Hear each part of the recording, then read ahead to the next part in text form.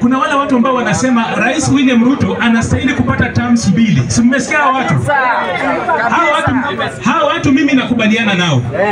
Term ya kwanza rais anastahili aifanye kama kwa State House bila anafanya.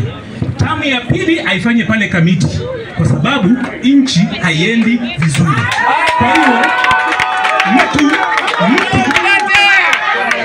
Kwa hiyo mtu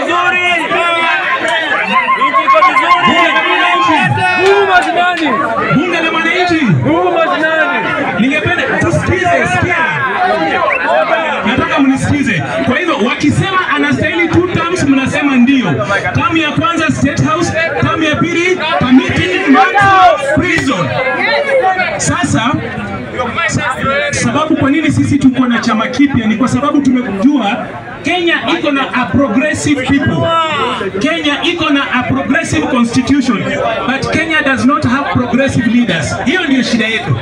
Hii mambo mingi watu wanasema hapa na hii kizungu unaona iko hapa mingi, kazi ni kwa sababu tumekosa uongozi. Hiyo peke yake, hakuna kitu kingine.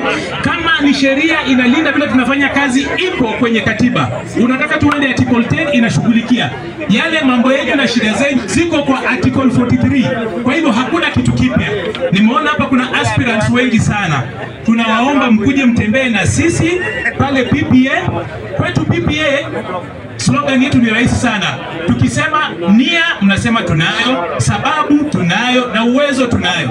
Sisi kama Wakenya tuna nia ya kubadilisha nchi hii. Si ukweli? Sisi tuko na sababu ya kubadilisha nchi hii kwa sababu hatupendi ile maisha tunaishi. Si ukweli? Na uwezo tunao. Hello? Kwa hivyo nimeona hapa aspirants wengi, instead ya kwenda kuteswa hizo vyama zenye mnapiga kelele hapa. Mimi nimesimama kura. I was the youngest person who ran for senator in Nairobi in 2013. In my early 20s in 2013, mpaka gazeti zikaandika vyama hizi zingine mnafuata zitakufunza little fear of God and the terror of the devil. Kuja tuungane tutengeneze chama ambacho kitajenga nchi. Na pia tunaleta viongozi wengine kutoka kwingine, vijana wachanga wote. Tumechukua vijana wote tunafanya nao kazi.